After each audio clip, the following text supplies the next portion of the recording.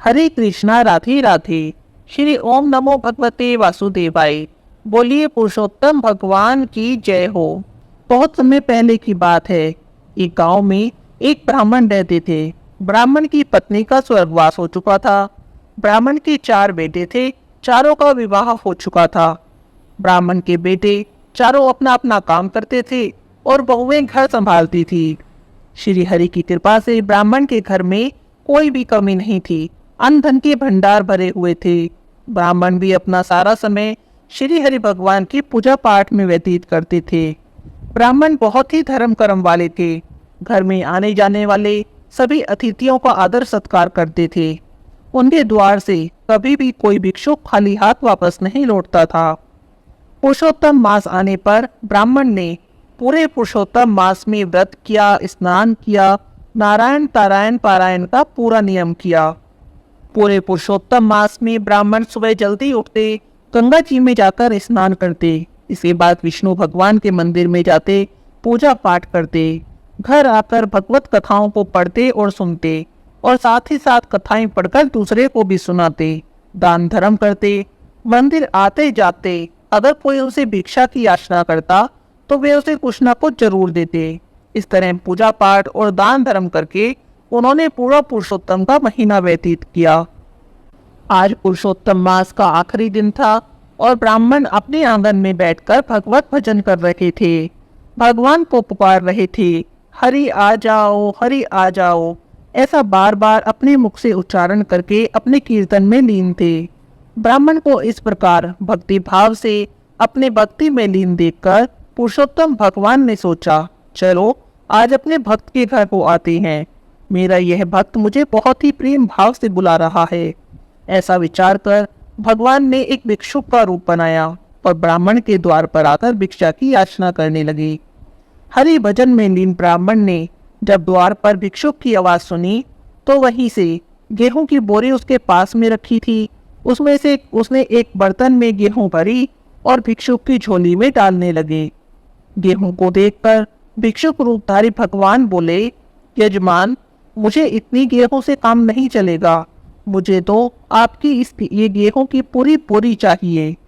तब ब्राह्मण ने कहा, कोई बात नहीं, आप ये पूरी बोरी गेहूं की ले लीजिए और ऐसा कीजिए, आप मुझे बता दीजिए कहाँ पहुंचानी है, मैं स्वयं ही इस बोरी को आपके घर पर पहुंचा दूंगा।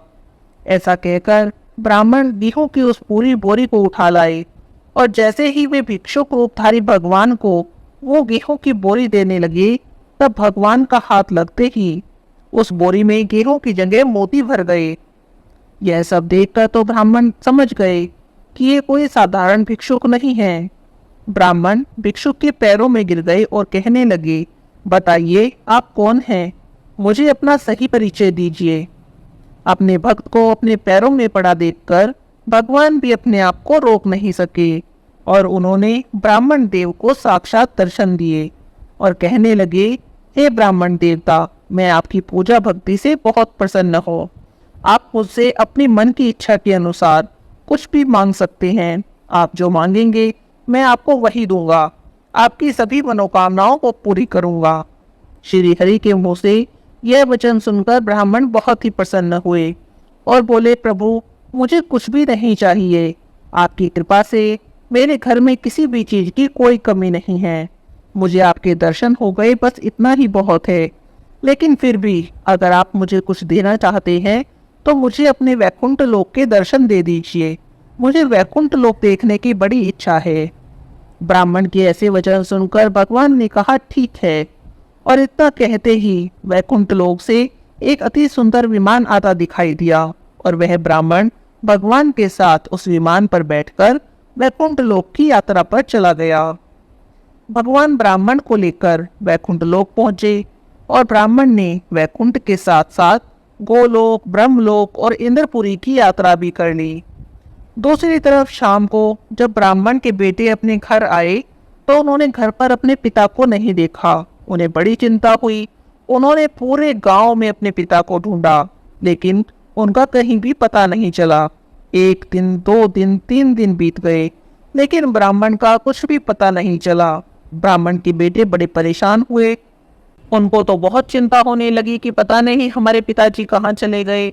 उन्होंने गांव-गांव से बड़े-बड़े विद्वानों को बुलाया, उनके पिता के बारे में पूछा कि पता नहीं हमारे पिताजी कहाँ चले गए हैं। पूरा गांव हमने छान लिया, हर जगह हमने तलाश कर ली, लेकिन हमें हमारे पिताजी नहीं मिले। अब आप ही हमें कोई मार्ग दिखाइए। तो उनमें से एक विद्वान पुरोहित थे, वे कहने लगे, देखो बेटा, तुम्हारे पिता कहाँ हैं कहाँ नहीं हैं ये तो हम नहीं जानते, लेकिन 11 दिन तक अगर तुम्हारे पिता लौटकर नहीं आए तो मान जाना कि वे मृत्यु को प्राप्त हो चुके हैं, और मृत्यु के बाद जो धार्मिक कार्य किए जाते हैं वह सब कर लेना। एक एक करके 11 दिन भी बीत गए और ब्राह्मण नहीं लौटे।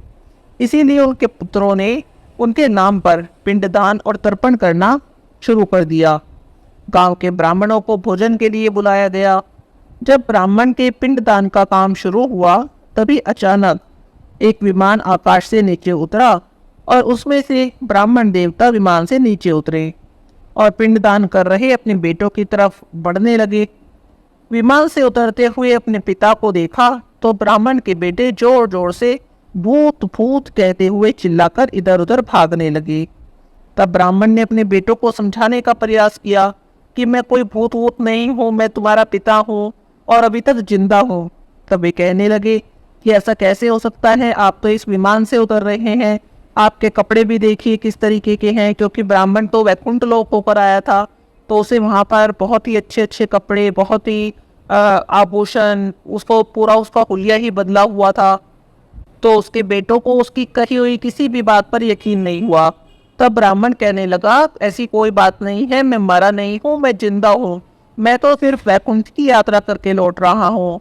मैंने पुरुषोत्तम मास का व्रत किया था, स्नान किया था, इसलिए भगवान ने मुझे दर्शन दिए, और जब उन्होंने मुझे वरदान मांगने को कहा तब मैं वैकुंठ लोक की यात्रा पर गया था। ऐसा कहकर उसने सारी बात बताई, लेकिन किसी को भी ब्राह्मण की इस बात पर यकीन नहीं हुआ। वो कहने लगे कि ये मर गया है और अब कहानी बना रहा है, कोई भला जीते जी भला वैकुंठ कैसे जा सकता है।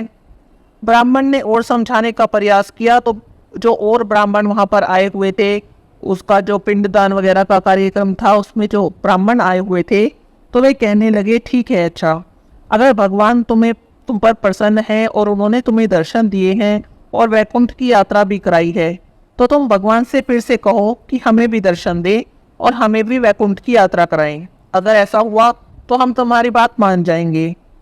अब इतनी बात सुनकर तो ब्राह्मण देवता परेशान हो गए। पुरुषोत्तम भगवान से फिर से प्रार्थना करने लगे, हे श्री हरि, हे भगवान पुरुषोत्तम, ये लोग मुझ पर विश्वास नहीं कर रहे हैं, मेरी भक्ति की परीक्षा लेना चाह रहे हैं। हे दीन बंधु, हे दीन दयाल, अब तो मेरी लाज आपके हाथ में है। इस तरह करते करते उस ब्राह्मण ने पुरुषोत्तम भगवान की बहुत स्तुति की, उनसे बहुत विनती की। तब भगवान ने देखा कि मेरे भक्त संकट में हैं, तो उन्होंने गरुड़ पर सवार होकर दोबारा से ब्राह्मण को दर्शन दिए।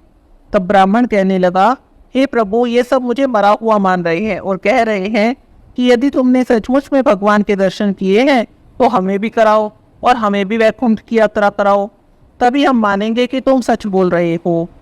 तब श्री हरि ने वहां पर उपस्थित सभी लोगों को दर्शन दिए और कहा कि मेरे इस भक्त की पूजा और पुरुषोत्तम मास के स्नान का फल है, जिसके प्रभाव से तुम्हें सबको मेरे दर्शन हुए हैं। तब सबने भगवान के चरणों में प्रणाम किया। तब ब्राह्मण कहने लगा, हे प्रभु, ये सब मेरी तरह सशरीर वैकुंठ लोक में जाना चाहते हैं, वैकुंठ लोक देखना चाहते हैं। तब भगवान कहने लगे, ब्राह्मण, वैकुंठ लोक के दर्शन तो वही करता है जो पुण्य कर्म करता है, धर्म के कार्य में रत रहता है, जिसके मन में दया हो, प्रेम हो, आतिथ्य भाव हो, वही वैकुंठ के दर्शन कर सकता है। ये ब्राह्मण देवता, मैं आपकी ये बात पूरी नहीं कर सकता। लेकिन ब्राह्मण देवता बार बार भगवान से प्रार्थना करने लगे। तब भगवान विवश हो गए और कहने लगे, अच्छा ठीक है, जो कोई भी वैकुंठ के दर्शन करना चाहता है वह एक दूसरे के पांव पकड़ ले। और तब श्री हरि ने अपने गरुड़ को आज्ञा दी कि इन सब को वैकुंठ लेकर चलना है। तो सबसे पहले वही ब्राह्मण देव जो भगवान के भक्त थे, जो वैकुंठ की यात्रा करके आए थे, उन्होंने फिर से गरुड़ देव के पैर पकड़ लिए। इसके बाद एक के बाद एक जो ब्राह्मण वहां पर उपस्थित थे, सबने एक दूसरे के पैर पकड़ लिए और गरुड़ जी सबको लेकर उड़ चले। सबके मन में वैकुंठ देखने की इच्छा हिलोरे मार रही थी।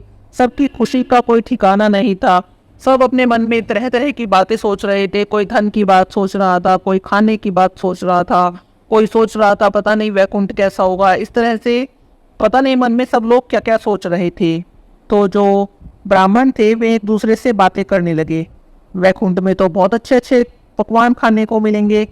तब जो सबसे पहले वाला ब्राह्मण था, जो सबसे पहले जो जिसने गरुड़ के पैर पकड़ रखे थे, वो तो वही ब्राह्मण देवता थे जो वैकुंठ से होकर आए थे।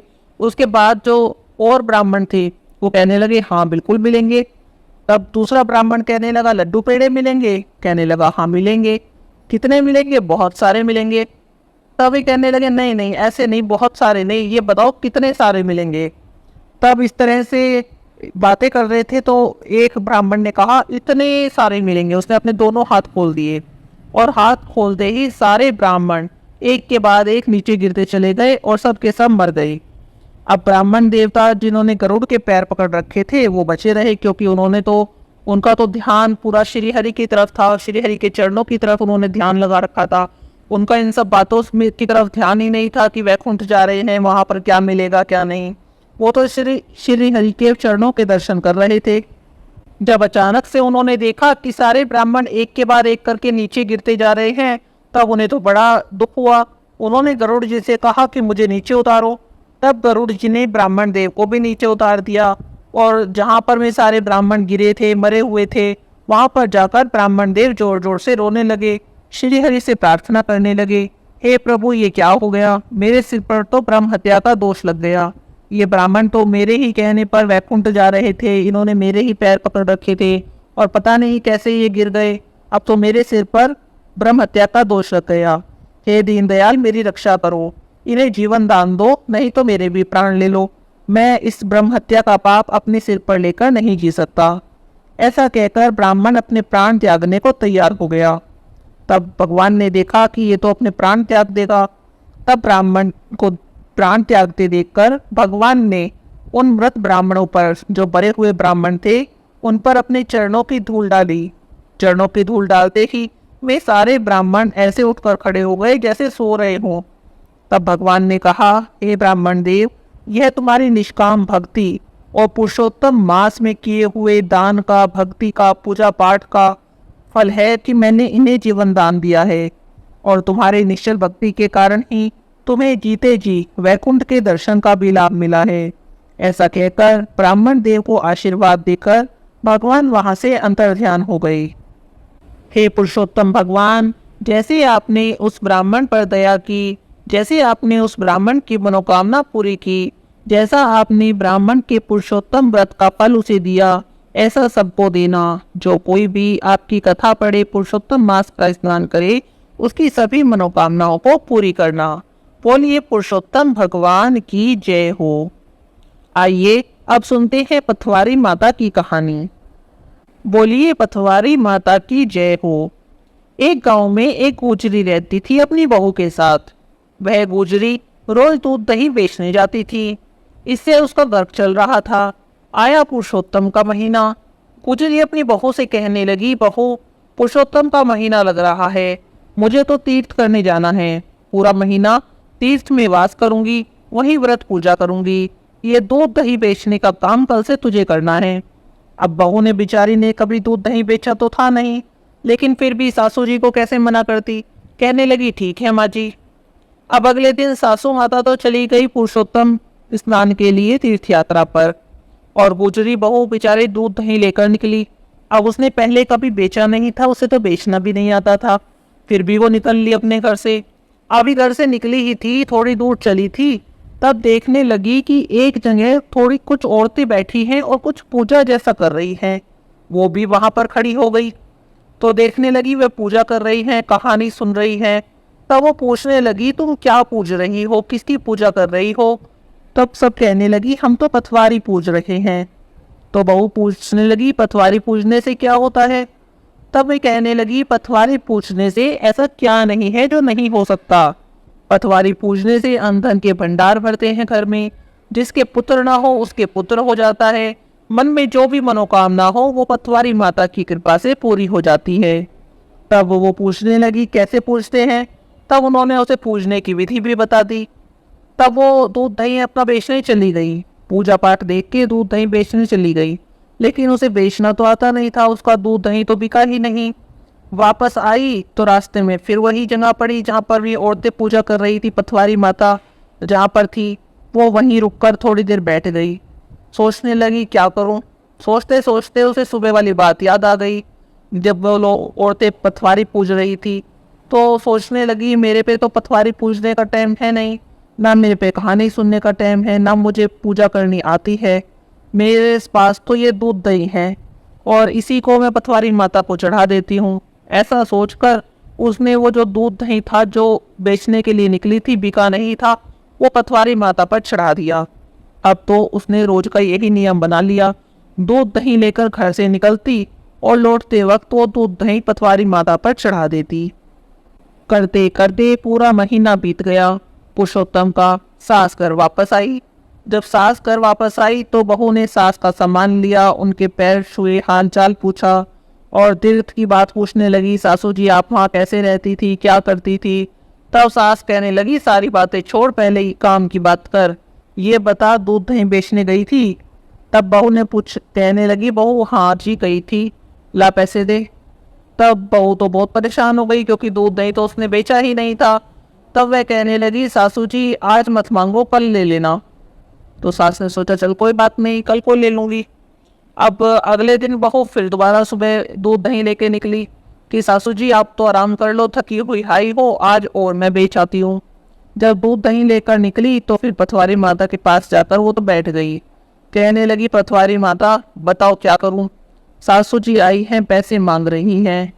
तब पटवारी माता कहने लगी मेरे पास कौन सा पैसे हैं, मेरे पास तो ये कंकड़ पत्थर हैं, इन्हें इकट्ठे करके ले जा। तब बहू उन कंकड़ पत्थर को इकट्ठा करके ले आई और ले जाकर उसने कमरे में रख दिए। सास ने पूछा ला अब पैसे दे, तूने कहा था कल को ले लियो। तब वो कहने लगी सासू जी अंदर रखे हैं। अब सासू जी अंदर के कमरे में गई। उसने जैसे ही अंदर जाके देखा तो पूरा कमरा जगमग हो रहा है, पूरे हीरे मोती वहां पर भरे पड़े हैं, सारे में रोशनी ही रोशनी हो रही है। सास भागी भागी बाहर आई, बहू कहाँ डाका डाल के आई, किसको लूट के आई। तो बहू कहने लगी क्या क्या कह रहे हो माँ जी। तब कहने लगी अंदर जाकर देख पूरा कमरा किस तरह से जगमग हो रहा है। तो बहू ने भी अंदर जाके देखा, पूरा कमरा हीरे मोती से भरा हुआ जगमग हो रहा है। तब बहू ने सारी बात सासू जी को बता दी कि मैं ऐसा ऐसा करती थी, पटवारी माता में दूध दही चढ़ा देती थी, मेरे से तो दूध दही बेचना आता नहीं था, मैं एक दो दिन गई लेकिन बिका नहीं तो मैंने जाना ही छोड़ दिया, मैं तो सारा दूध दही पटवारी माता में चढ़ा देती थी। तब मैंने उनसे पैसे मांगे तो उन्होंने कहा कंकड़ पत्थर इकट्ठे करके ले जाए यहाँ से। तो कंकड़ पत्थर में इकट्ठे कर लाई, उन्हीं का ये प्रताप है कि ये कमरा जगमग हो रहा है। तो सासू जी को तो लालच आ गया, वो सोचने लगी कि पटवारी माता को पूजने से इतना अंधन मिलता है तो मैं भी पूजूंगी।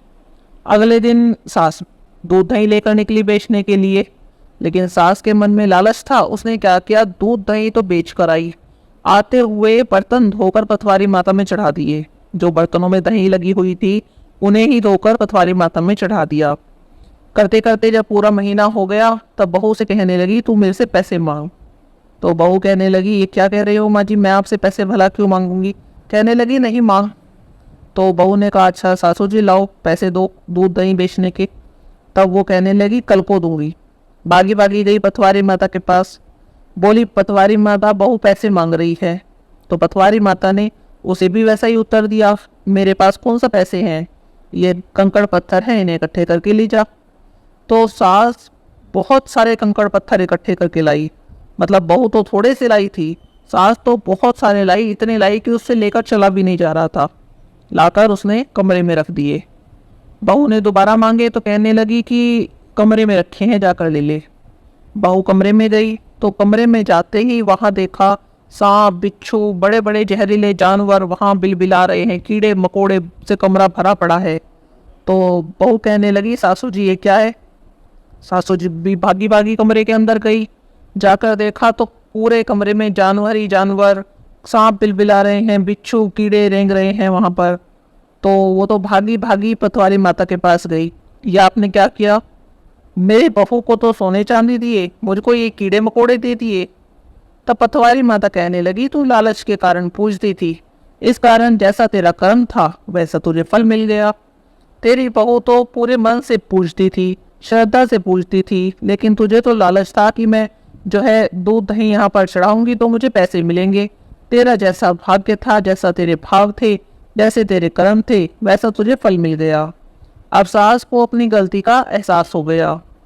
हे पटवारी माता, जैसे आपने बहू पर कृपा की, जैसे आपने बहू की मनोकामना पूरी की, वैसे सबकी करना, लेकिन जैसे आपने सास को दंड दिया वैसा किसी को भी मत देना। बोलो पटवारी माता की जय हो।